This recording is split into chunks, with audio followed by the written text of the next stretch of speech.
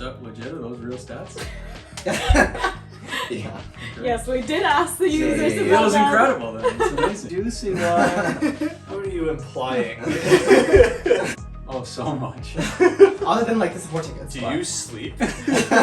Okay, I'm gonna start off by reading you guys some user testimonials. So, one of your users has earned over 100,000 points, allowing them to travel. The other has taken 3 flights for free, and many of you users have used the rewards that they earned to subsidize their expense of groceries.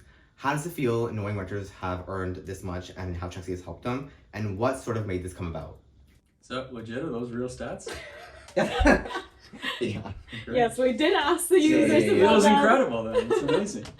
No, of course, I'll speak for myself, but I think it's probably the same for Ben and Abtine. You know, it's been an incredible journey building this and bringing this to life. Like, I remember setting on the startup journey and just thinking, you know, if we can help 10 people or 50 people or 100 people to build a product that's actually useful to them, like that would already be cool. Because how many people in the world that you know can say that they've built something and they've created something that provides that continuous value?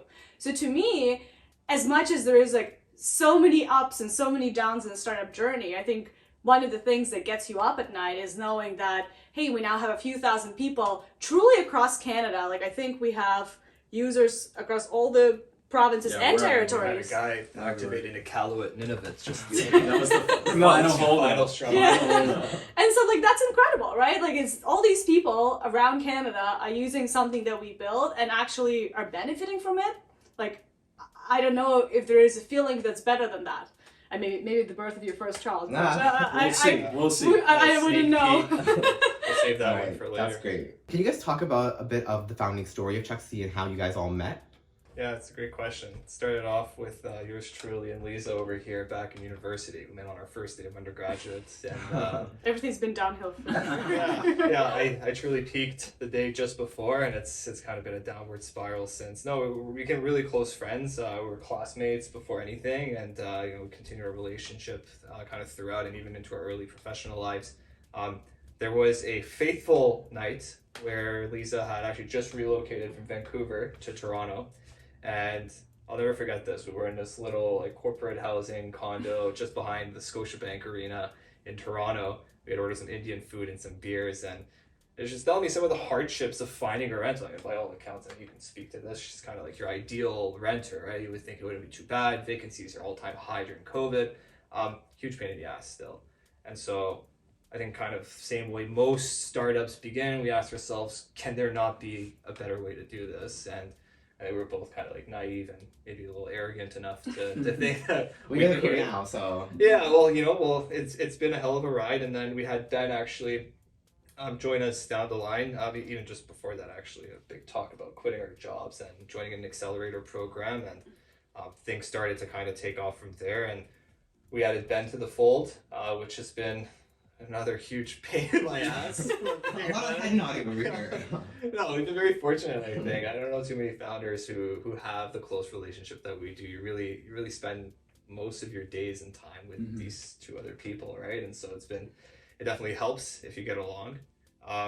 I'll let you guys continue actually, because I know you've got your perspective on how things happen. No, I think it's been great. It was really interesting. I mean, to give a little bit more color, Liza and I met basically on entrepreneurial online dating, which was an interesting experience. But like kind of Abtine mentioned, I think we hit it off right away, and there's a lot of aligned values. And the last year and a bit has been really a wild ride, but I think fantastic. And I think it's a good testament to having that like direct vision, direct alignment, and making sure that we all want to go to the same place. But I would also say, like, having founders and co-founders is such a massive help. Like, I don't know how I would do this alone. Insane. And we sometimes wonder Oh my God. how even 2 people can do it. Crazy. Because no matter, like, we have an incredible team, obviously Diamond, you're part of that, and everyone truly believes in the vision, but nobody thinks about it as much as we do, right? Like, you can't really expect people, they're gonna really care about it, they're gonna try and make everything happen to make it succeed. But this is our baby, and so sometimes I think it's like, even the 3 of us doesn't feel like there's enough, enough firepower. I can't imagine it's like two co-founders or one founder, right? Like, I know there's been successful businesses built that way, but having these guys, like, knowing that they're gonna know exactly what we're going through all at the same time. We're gonna help and support each other. And the other thing I think we've talked about is 3 is a good number to disagree. Like, we disagree all the time. You always will have 2 versus 1 kind of a resolution in a way. And if you just have 2, you know, you could just butt heads and just disagree, and you know, there's no break in voice. So I think 3 is a magic awesome. number, and we've been very lucky. All right, that's great. So, it's been a year since you guys launched. What has been the impact that you guys have made on the Canadian market, and how did you find your first customer? Well, I think we did the math on the stats somewhat recently. So in the first year, we processed over $30 million in rent payments across Canada. We also enabled our users to earn over $1 million in rewards and cashback value from their rent payments, which I think is pretty incredible if you think about, like, we just started a year ago. That, I would say, has been all due to, I think, our focus on community. So since the very early days, and I think it's by virtue of none of us being very good marketers or having had marketing experience, we just thought, what is the place we're gonna find some of these people to try this out? And to be honest, like, we invested quite early into our, you know, Reddit page, which actually was Ben's idea, to his credit, and started interacting and talking to our users every day. And from that, we continuously knew what was not working in our product, what we needed to improve, and how do we continue scaling. That also created that, like, community feeling, I think, for a lot of our users, where they can go to, like, a headless support page on our site, and you know, we do require that they submit all support tickets there, but they can also go on our Reddit page and hear from other users on what are the best cards, something is not working, or what about this lease, will this work? And it's just been a great place to ask questions and understand and to see that you're not the only one who's trying this out, and give us, like, that sense of trust and credibility, which, as an early stage fintech, taking a big chunk of your money every single month, that's not easy. So I think that's been probably, like, the winning ticket there. I think the big thing, despite what some of our users and supports, I see you guys, might say, is we all really give a shit. Yeah. You know, things go wrong, obviously, like in any startup, and I think we all take that maybe a little too personally sometimes, but we know there are real people on the other end of this, and we really are trying to create that value in what's inherently, like, an incredibly painful existence, right? Being a renter in Canada has been tough. It seems to be getting tougher by the day, and you know, even if we can make a little impact there, I think that's been the big thing, and you know, we're trying to make a difference, right? So especially when things go wrong, I hope at least our users see that the person on the other side really cares, because we do. You should see the gray hairs that we're getting. Aging. Yeah, and I think as far as, like, finding some of those early customers, like you asked, like, you know, being in fintech and starting any business, getting the first few folks is always really, really difficult. And for us, again, managing money, of course, credibility always becomes a big thing. So I'm sure you guys remember, but as we were getting ready for that first month, we had, you know, our initial wait list, and I mean, we were calling these folks, you know, trying to get people across the line. The personal touch. Yeah. And so if you got one of those calls or texts, we're sorry about that. Appreciate you for sticking around. But, you know, I think, like any business, you got to do what you got to do at the start. And obviously it snowballs from there. And of course, growth has been very successful from that point. But absolutely, you got to be doing the nitty gritty at the start. And I know we're thankful that we did that, because they're great stories. But yeah, it's definitely been a wild ride, looking at where we came from versus where we're at now. That's super fun to hear. What would you guys say, as founders, is the most challenging part about leading a team and building Chexy? I think one of the most challenging things about building Chexy is it has to do with kind of the technological landscape of Canada. Open banking has been one of the biggest running jokes of the last decade in our country, and I know we're all holding hope that it happens soon, but because of that, a lot of the infrastructure is very, very poor. And so for our users that have been around for a while, they have for sure dealt with the numerous migrations and different things that we've had to do just to be able to get in front of some of these hurdles. So I know from the engineering perspective, at least, just to facilitate getting money and giving it to somebody else has been absolutely crazy. So for sure the landscape has made it tough. Maybe to add to that a little bit, it's people's biggest expense, right? And you know, I would be extremely nervous if I was trusting a third party with what I think an average in Canada is like 40% of your take home pay these days. Exactly. I'd be incredibly nervous about that. And rightfully, I think a lot of our users were very reluctant at first. There was a lot of anxiety, apprehensions that come, especially for your first payment. And it's something we're extremely conscious of, but that's one of the big challenges I think that we deal with. And how do we try and create that trust once we have it? How do we nurture that trust, especially because we know it's fragile? We don't take that for granted ever. That's been a challenge. I know you had a question about how is growing the team, Dan, and I would say, besides the challenges, it's probably been one of the most exciting parts of the job is to get other kind of like-minded individuals who are equally inspired as you and want to make this difference in this space where I think, we've got this tremendous opportunity to make a difference. Maybe just to flip that question on its head a little bit, that's been arguably, in my opinion, one of the best parts of the job, just seeing our own team grow.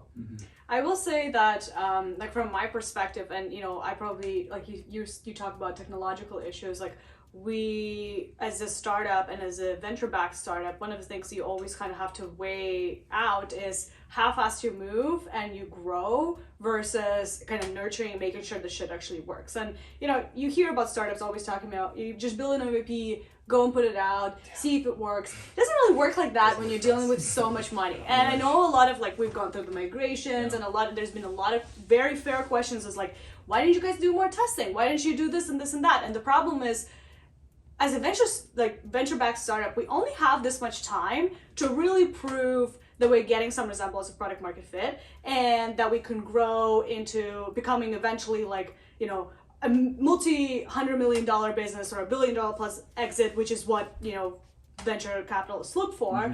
And with that, we have to continuously kind of break things and try again and make sure that while we're doing that and while we're consistently pushing new updates and growing, we actually still make sure that the core of the product works as well, which I think over the last few months, especially as we started to gain a lot of volume, we've definitely, I think, took a step back and take QA significantly more seriously. Hopefully a lot of our users notice the improvements, but I can totally see how from one of our earliest adoptions, the whole recurring payments fiasco, man, that was lots of sleepless nights. It was tough because for us, we were being told by a bunch of our processors that things are working, then we tested, it doesn't work, and we really have little recourse there, so we had to go and abandon our system and essentially rebuild it all from scratch. So I think the balancing of how do we continue moving fast and how do we continue growing versus nurturing and making sure that our existing product is still very attractive and solves the needs of the users, that's always going to be something that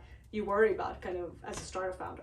So one of your last questions before we get into answering some of your users' questions, where do you see Chexy going and what is the long-term vision? Yeah, it's a great question. I think we've definitely had a couple of pivots since we first started. I don't know if we should do a little history lesson, but we started off thinking we might do an Airbnb for long-term rentals. It's so easy for me to book a place halfway across the world, yet if I'm looking for a place to call my home, it's incredibly painful.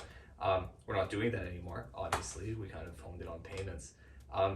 In terms of the big vision, I think, as vague as it sounds, it's really trying to create that prosperity in a space that historically, or at least especially over the last decade, has had tremendous pain, right? And as a renter, it's not really helping you advance in your life. You're not building equity the way that you do when you purchase a home. I know for a lot of us, that's kind of the Canadian dream, right? You're not building credit up until pretty much recently, right? If we're able to move the needle a little bit on that and give a little bit back to these people who have been kind of hampered by the immense weight of what rent has become, especially of late, again, 40% of your take-home income, it's incredibly difficult to get ahead. If we can change that a little bit, I think that's been one of the big things. And then of course, we're kind of looking at other ways that we can continue to advance that, maybe beyond just rentals, give you guys a little teaser here.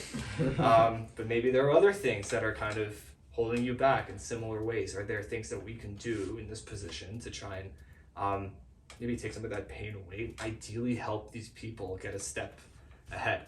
So I would say that's probably the biggest thing from my perspective. We can probably go on for days about this because there's all kinds of directions I'm sure our users have speculated about. You'll have to stay tuned for season 2. I guess for me, it's always been, we already became somewhat of a trusted rent advisor to our consumers. They trust us with their rent payment. They also trust us to tell us these are the best credit cards that you should be paying your rent with, because whether you're a cashback user or a points user, these are the best kind of options for you there in the market. I think we have to take it one step further, right? Rent is your largest expense, but you make a lot of other financial and household-like decisions around stuff like utilities, tenant insurance, your Wi-Fi, your phone bill, etc., etc., etc. And eventually you make a decision about who am I going to get my mortgage with. And for us, it's always been kind of I guess like a natural projection of we can help you today with your rent. Maybe we start helping you with some of your other household expenses, and that has actually been obviously widely requested by some of the users. And beyond that, how can we use some of the data that we get on those rent payments and other household payments that you make to help you get into a mortgage, whether it's faster, at a lower rate, with less hurdles. That would be the ultimate dream. Not sure exactly what the exact path looks like for that, but exactly. Stay tuned for season 2. Producers are still writing the script for that one. I have some questions from your users. So the first question I want to ask you is, do you guys use Chexy? What card do you use? And are you a points earner or a cashback earner?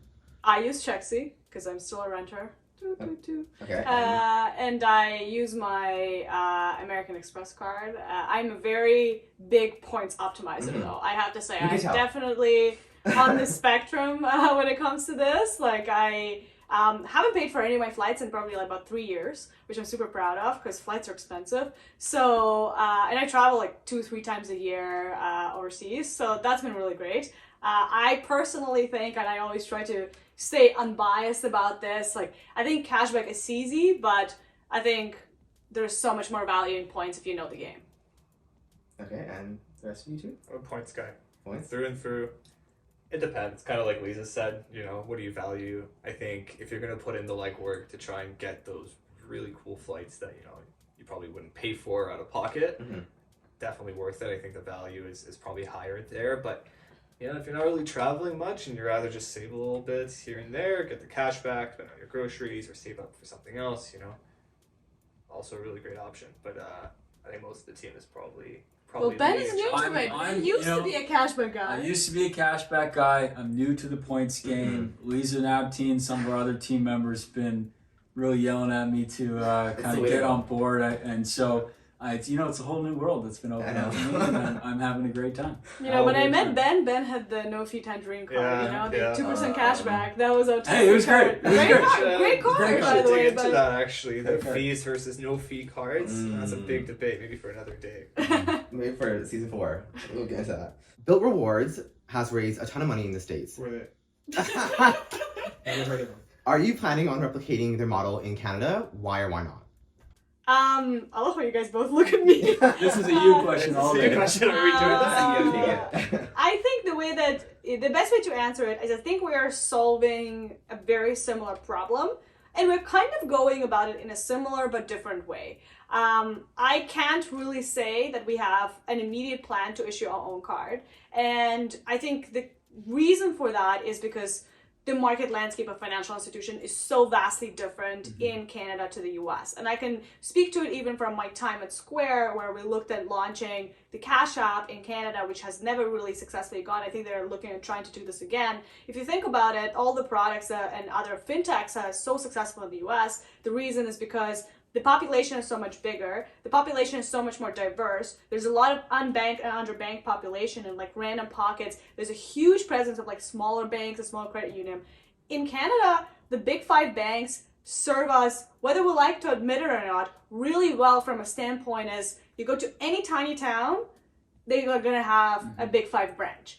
No, like everyone has a debit card. And so as a result, competing with those big 5 becomes a big challenge, especially when it comes to neobanks. And I think we've kind of seen, some be more successful than others in Canada. So for us, it's always been, how do we leverage the awareness and some of the money that the bank's are already spending and play that into our favor, and instead of trying to, fight against them, play with them. And I think that's like, if I speak for at least myself, I think that's probably the winning strategy in this market. I can't speak about to what a winning strategy would be in the US, but that's, I guess, the way to answer this question. I think all jokes aside, maybe just to add on to that, I think we probably all admire some of the work that Built has done down in the US. I know I was joking about it earlier, but we keep a close eye, right? We know the cool things that they're doing down there, and I think it would be stupid not to take a page out of their book and try and bring some of that value here in Canada as well. So, Anchor, if you're seeing this, big shout out. Otherwise, you know, we would try to take lessons from wherever we can. And you know, of course, like Liza said, the market's a little different here, so there are definitely some different things that we have to do to succeed. But yeah, I like the stuff that Build's done. Good for you guys. Okay, what are the chances you guys stick around? RBC Get Dicks. Next question. RBC please. Get Dicks started with something similar and failed. What do you guys think? The chances are great if you keep telling your friends, if you keep sharing referral Keep codes. referring. I think that makes a big, big difference. When we launch new embedded financial products, please go and sign on to Be those. excited. Yes. Exactly. No, I mean, like, jokes aside, God knows, right? Like, I think it's as much of a guess as anything. We're definitely going to work really hard to make sure it happens. We obviously also have built our business on some of the learnings from GetDicks, right? So I, in the very early days, was very close with the two CEOs that kind of ran this business from RBC, had some learnings. There's also a lot of the GetDicks stories that I think a lot of people don't know of why they shut down. It definitely wasn't for shortness of demand. So we're going to just take those learnings and try and make it work. And so far we've been, I would say, semi-successful in that. And all we can do is continue working hard and trying to, you know, build that dream. And I guess that's the dream in itself, just the build part. Okay. How do you guys make a profit? Next question. We obviously take a cut in the interchange that, or the surcharge that we pass to consumers. That's the biggest revenue driver for us. So, like, contrary to what a lot of the consumers think, you know, the interchange is not like that 3% that Stripe or Square charges you. It varies massively depending on cards that are used, depending on different industries. You know, rent is an emerging market, so we benefit from that. But a lot of negotiation with processors, as well as being able to understand the space. And having run the model for Square for 2 years in Canada, like, I benefit from understanding the ins and outs of the payments costs enough so we can make a profit on the payment side. All right. You've alluded to this before. Is Chexy going beyond rent, or are we just staying in the rental landscape? Are That's we? a juicy one. That's a juicy What one. are you implying? I think it's definitely high on our radar. Rent definitely is the focus right now. I think it'll remain to be the main focus for some time. But yeah, I think if we had $1 for every time somebody's asked about paying their mortgage on a credit card, we'd probably be fully funded by now and retired on an island. Yeah. But yeah, I think these are conversations that we're having internally with some of the stakeholders in the industry as well, just to see what's doable there as well. And mortgages is just one example, right? Liza mentioned that you obviously have all these expenses that are kind of ancillary to your rent, but kind of fall in that broader cost of living category. And you know, for some of those things, you can't pay it with a credit card. Your utilities come to mind immediately. And even there, we know there are other opportunities to bring extra value, whether it be in the form of discounts, additional rewards, anything like that. On some of the other stuff like your Wi-Fi, your tenant's insurance, you know, who knows, like a gym membership, that kind of stuff. I know I mentioned some of the stuff Built is doing down in the US, and I think it'd be incredibly cool if we could start delivering on some of that value beyond just rent too down the line. All right, now for some rapid fire questions. Best book that you read and recommend? Let My People Go Surfing by Yvonne Chouinard. Shoe Dog by Phil Knight. Never split the difference, Chris Voss. Best podcast? All In. Oh, My First Million. Shit, I'm not a podcast guy. Sorry. You can have dinner with anyone in the world. Who is it? Dead or Alive. Both. Albert Einstein. Okay, Elon Musk. Kobe Bryant. What's a secret talent that no one knows about? Very good at ping pong. I don't have a secret talent. So, like, I had to flex on the stuff. Trivia the other week. Last meal you would have? Oh. steak frites, 100%. Okay. Steak frites, steak rare, very salty fries. Yummy. Mine would be pasta for sure. Okay. Steak frites times 2. Wow. Nice, okay. What keeps you up at night? Oh, so much. Other than like the support tickets. Do but- you sleep? I mean, yeah, like the existential threat we get every single day, maybe that. Okay. How many times were you close to missing payroll? Not once. Great. What's your most controversial opinion about building a business? Customer's not always right. Don't do it with your friends. Most people shouldn't do it. All right, that was basically the interview. Thank you so much for answering some of your users' questions and getting into Chexy. That's a wrap. Thank you. All right, now I have some burning questions from your users. Okay, no, I don't like that one at all. That one, okay. So much fun. All right, now I have some questions from your users. So the first question I want to ask you guys, not I want to ask you guys. Do you want to ask you guys? I don't want to ask the question. This guy can't wait to go home. Yeah, I have a lot of work to do. Your graphics can keep it. Wednesday. Wait, you don't get them on Wednesday? On Wednesday, for the record.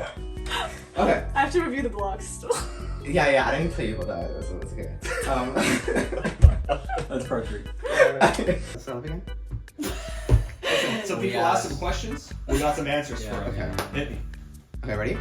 Okay, slow I'm down. just gonna do it my way. So how does it feel hearing renters talk about how much Chexy's helped them, and how did this kind of start?